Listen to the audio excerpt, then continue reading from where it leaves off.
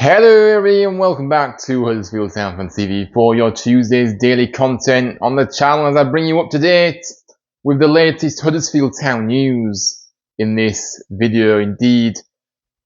Just a reminder, the new channel rebrand is just 3 days away now. We are getting closer and closer, so make sure you get those notifications on and set your alarm for Friday at 10 AM, and I can't wait to show you the shiny new look, and I love it. Hope you guys love it. And yes, we are nearly at that point where we take a new look to the channel and a more professional look, and I just love it. So yes, stay tuned for that. But before we do get into today's video, make sure to drop a like, subscribe to the channel if you are new, and comment your thoughts on the latest news I'm about to reveal in this one.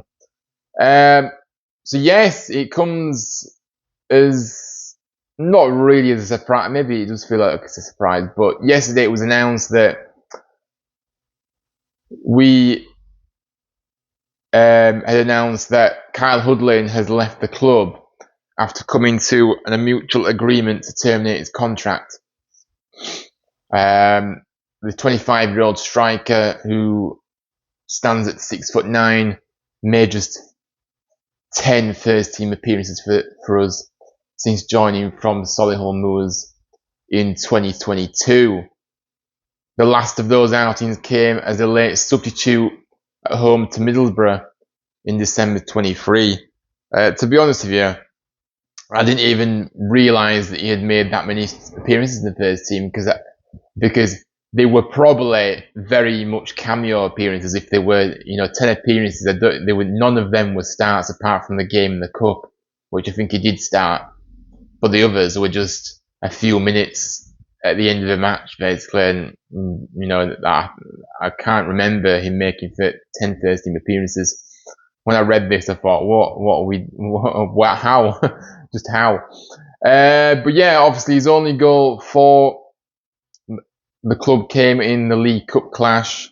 As I was talking about the cup game, that's the one I'm on about. And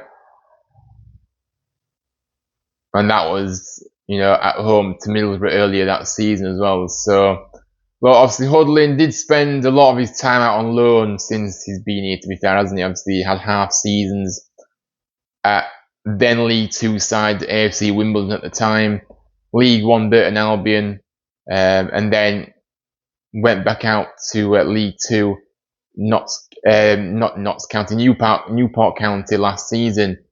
He didn't do anything at any of these loans he was at, and look, the fact that he was only at Wimbledon and Burton for half a season says all you need to know. Didn't do anything, and they decided to cut short his loan. And to be honest with you, it might have been because maybe of an injury in one of those, but I'm pretty sure one or the other was because he just wasn't contributing at all. But yes, he is now a free agent and he's free to join another club, so he's not our problem anymore. But look, my thoughts on this really, I'm gonna just kind of be very brief with this, to be honest with you. I think it is a very good decision by the club to part ways with him now. He was never going to offer us anything going forward. He hasn't offered us anything since joining the club. It's been a disaster of a signing, hasn't it, this? And the fact we barely saw him in the first team says all you need to know. Apart from that cup game, I think that was his only start, and that is what I'm saying. It should, this guy came to the club, and I'm not really sure what the thinking was behind him coming here in the first place. That's how I see it.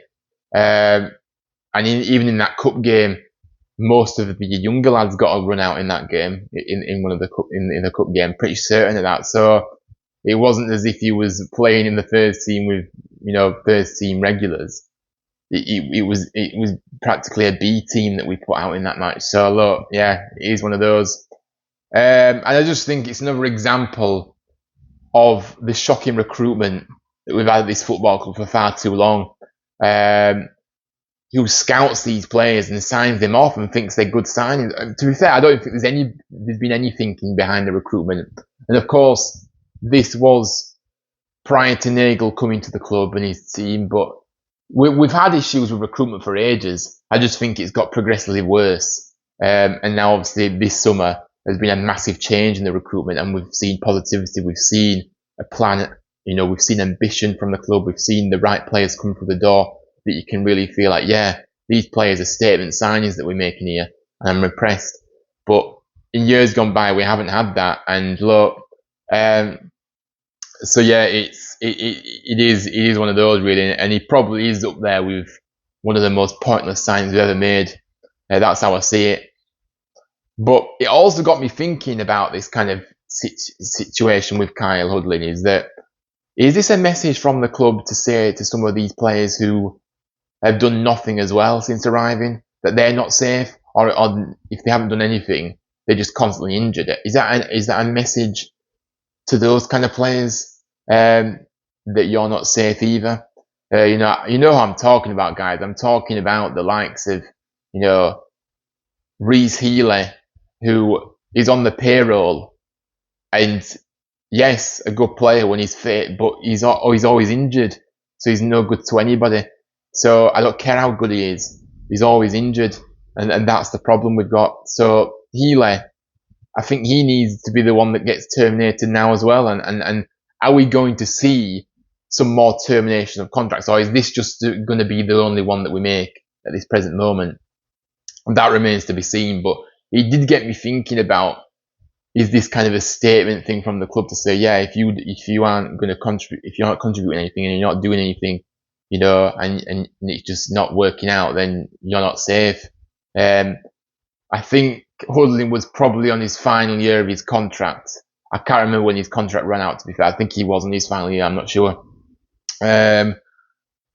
Similar to Healy, I think Healy's contract runs out next year, sorry. And my good old friend Freddie Ladapo, who again, I have to shake my head in disbelief that we brought this guy to the football club.